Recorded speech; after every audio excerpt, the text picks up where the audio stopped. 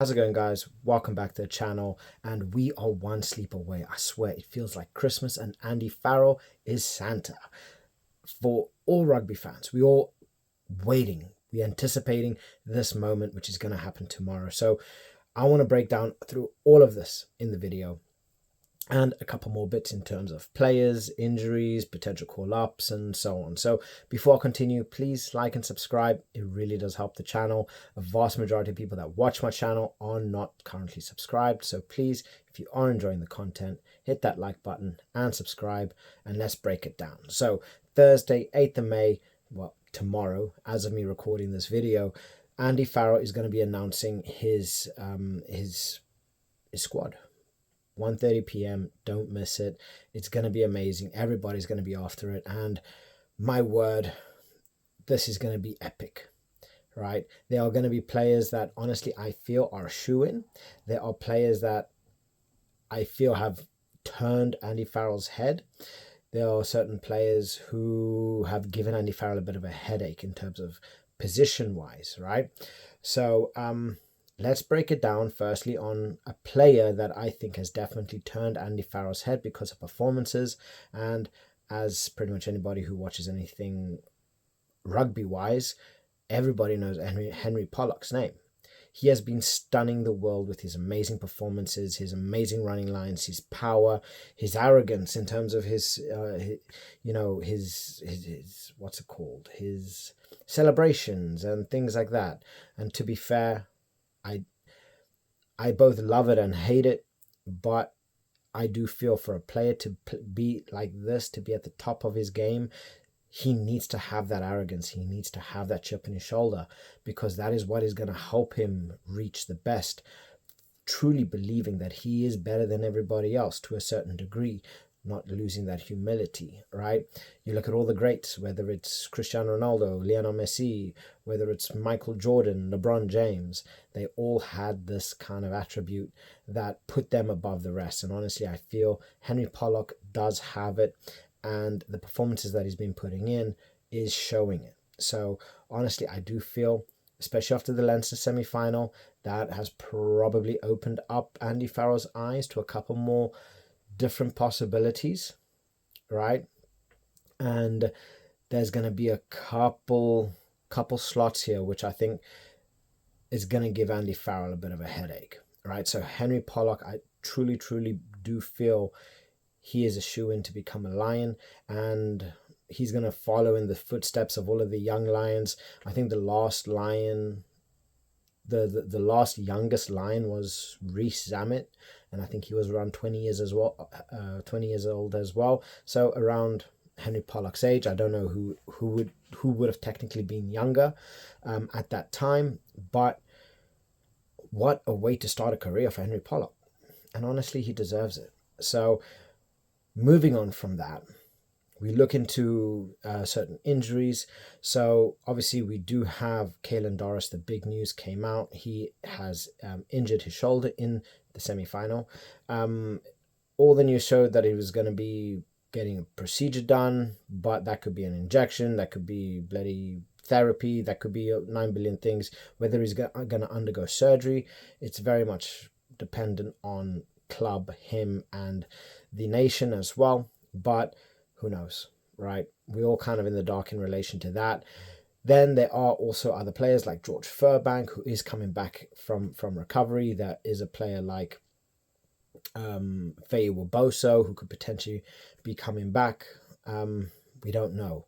But definitely Matt Ferguson, I do feel that he's going to be out. I think he's going to be out for the next couple of months, so that kind of rules him out from being a British and Irish Lion.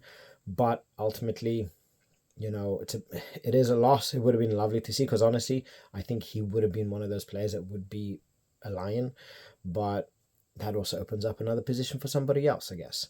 And look, whenever I talk about injuries and things like this, it's to be taken with a pinch of salt, because just because a player is injured now does not mean he cannot be a Lion during, right? So there are certain players who can come in as an injury replacement and then find themselves on the tour, right? You have a player like, for instance, Jack Willis, who's not technically injured, but, because of his schedule with the top 14, that would technically rule him out for a good portion, or at least, I think it's the first game of the Lions tour. Things happen, but as an injury replacement, he can then come in if he is not picked already, right? And I can't see Toulouse letting him go early, but that's for something else. We could potentially see George Furbank come on. He's recently played for the Saints and he played brilliantly, but he is still finalizing his recovery. So whether he doesn't get a spot immediately, there is every possibility. In the event that somebody is to get injured, hopefully not, but through the years there have been injury replacements throughout the tours, so we could definitely see a couple of replacements here and there. So there are certain players that could potentially come in, whether they're coming back from injury, whether they're just on standby. There are players that can come in and still potentially become a Lion, but when it comes to like shoe-in players, like the players that I truly believe that are going to be number one starters, there's no two ways they are not going. Players like Andrew Porter, Ellis Genge, I truly do feel Kelleher is going to be another big name on the list. Maro Toje,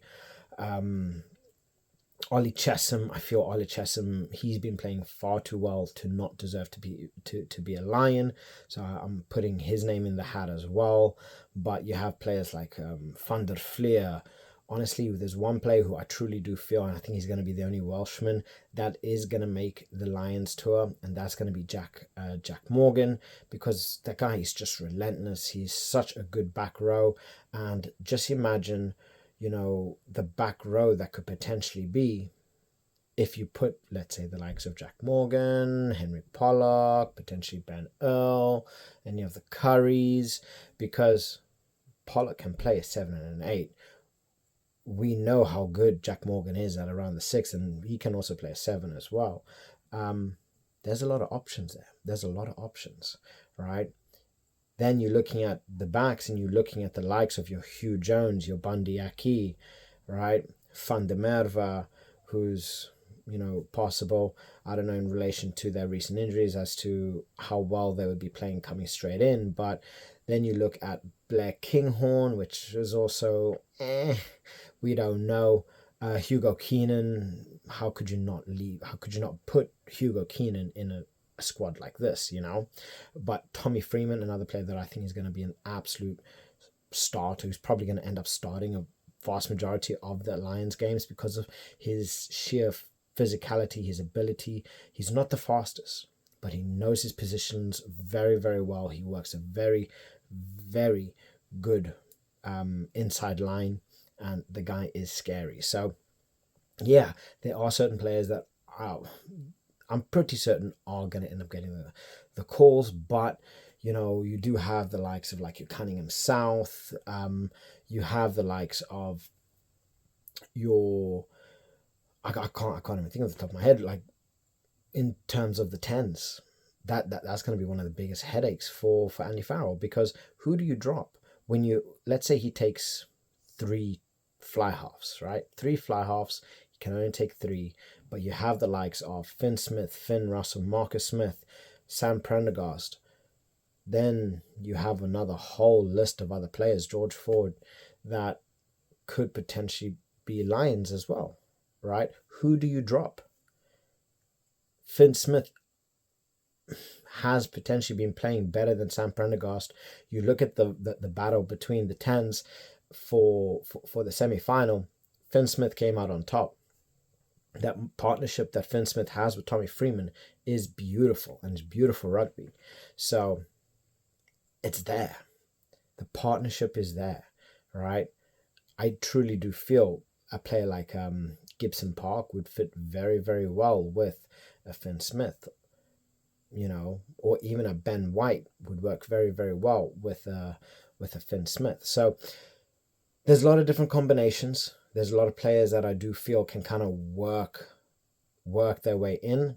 Osborne's been playing well. I think he can definitely work his way in as well, right? Dingwall, another player who I think His performances recently have actually been really, really good, but whether it's good enough to turn Andy Farrell's head to be a Lion, I don't know, because there are some serious, there are some serious talents in terms of those centers, but we are talking about the elite of the elite here, and you are having to be more elite and play better than the elite to be able to get a spot on the squad. And there's only a certain amount of slots that are available, right?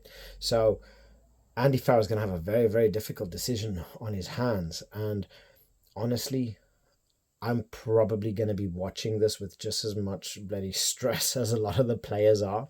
And I'm definitely going to be making a video in relation to this the moment that team drops. But guys, I want to hear what you guys think in relation to this, because Andy Farrell has free run of who he's going to choose. I'm pretty certain we are going to see a couple unexpected names that nobody was expecting. But this is going to be an exciting tour. And I'm hoping and praying that we get to see Henry Pollock as a Lion. So, guys, one last thing before I leave. I am now affiliated with the British and Irish Lions.